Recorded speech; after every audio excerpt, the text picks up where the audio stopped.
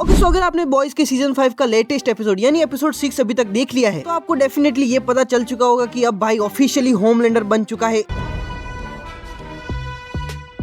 And अगर नहीं देखा है तो आगे स्पॉयलर्स होंगे एंड बात होगी कि आगे एपिसोड्स में क्या हो सकता है एंड होमलैंडर के कितने % चांस है आगे सर्वाइव करने के। सो इस वीडियो में इसी की बात करते हैं कि जो हमको 6th एपिसोड में देखने को मिला है, जहाँ पे सोल्जर बॉय ने अनएक्सपेक्टली अपने बेटे यानी होमलैंडर को V1 का रियल डोज दे चुका है। एंड भाई लास्ट में जो हमको साइक्लोप्स वाला मोमेंट देखने को मिला है होमलैंडर की तरफ से, that was so good. And ये मोमेंट जितना शॉकिंग हमारे लिए था उतना ही शॉकिंग बॉयज के लिए भी था, जहाँ पे हम बूचर के मुंह से सुन भी सकते हैं।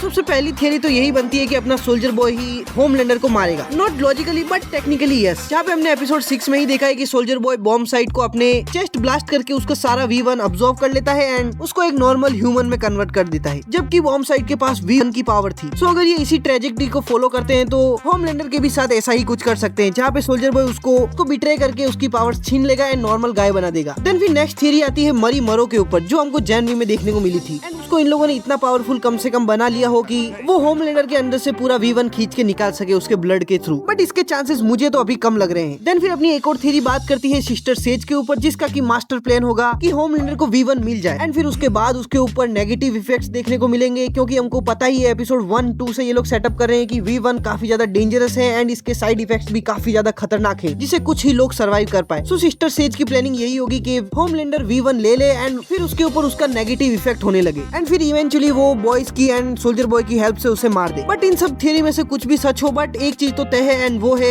अपने बॉयज में से 3 लोगों का घी खत्म एंड वो लोग है फ्रेंची, कीमिको एंड अपना MM। तो 7th एपिसोड का नाम ही है अपना the Frenchman, the female and the man called mother's milk and ये नाम इन तीनों को ही रेफर करता है, जहाँ पे मुझे लग रहा है भाई कि होमलैंडर इन तीनों का खेल खत्म कर देने वाला है अब। एंड फिर वो निकलेगा रैम्पेज पे, जहाँ पे हर तरफ पूरे ही वर्ल्ड में वो मचा देगा तबाही। एंड जो अब तक हम लोगों ने इसका रूप देखा है एपिसोड 1 से 6 तक, जहाँ पे वो बेचारा V1 की तलाश में फिर रहा है, उसके चेहरे पे डर भी दिखता है हमको, बट नाउ अब जो वो इमॉर्टल हो चुका है तो भाई उससे अपने हाथ पीछे खींचने की कोई जरूरत नहीं है। एंड इसी से सबसे फेमस थियरी आती है कि अपना होमलैंडर मरेगा ही नहीं। Yes, it's hard to believe but it make sense. So देखो, अब होमलैंडर इमॉर्टल बन चुका है तो वो सबसे पहले तो बॉयज के पीछे जाएगा, उनका गेम खत्म करेगा एपिसोड 7 में एंड एपिसोड 8 आते आते वो अपने सारे ही विलन्स को खत्म कर चुका होगा, उसके सारे ही एनिमीज मर चुके होंगे, पूरी दुनिया में वो सिर्फ अकेला बच चुका होगा एंड उसे पता चलेगा कि वो जीत कर भी हार चुका है, जहाँ पे अब उसके पास कोई नहीं है उसकी केयर करने वाला, उसको प्यार करने वाला, उसको प्रेज करने वाला। एंड इस तरह ये थियरी बन जाती है darkest theory of the boys. बाकी आप क्या होमलैंडर को मरता हुआ देखना चाहते हो या फिर चाहते हो कि वो जिंदा रहे? बट भाई कुछ भी हो, एपिसोड 7 में हमको होमलैंडर का रियल रैम्पेज तो देखने को मिलने वाला है। बाकी आपने एपिसोड 6 देखा हो तो मुझे कमेंट्स में बताओ कैसा लगा एंड 7 एंड 8 के लिए कितना ज्यादा एक्साइटेड हो वो भी कमेंट्स में बताना। मैं आपको मिलता हूँ किसी और इंटरेस्टिंग वीडियो के साथ, तब तक के लिए पीस।